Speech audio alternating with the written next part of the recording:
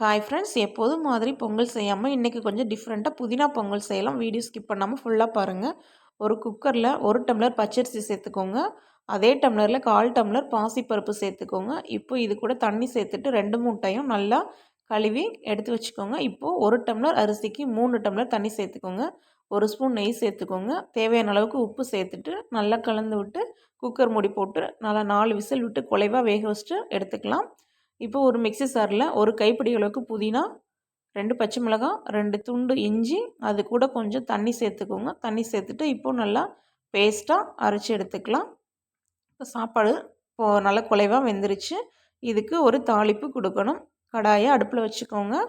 காஞ்சதும் 2 ஸ்பூன் நெய் சேர்த்துக்கோங்க. அது கூடவே 1 ஸ்பூன் எண்ணெய் சேர்த்துக்கோங்க.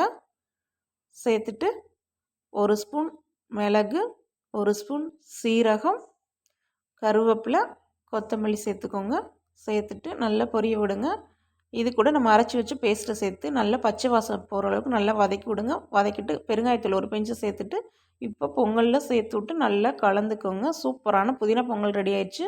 இது கார சட்னி, தேங்காய் சட்னி, சாம்பார் கூட சூப்பராக இருக்கும். ட்ரை பண்ணி பாருங்கள் ஃப்ரெண்ட்ஸ். தேங்க்யூ.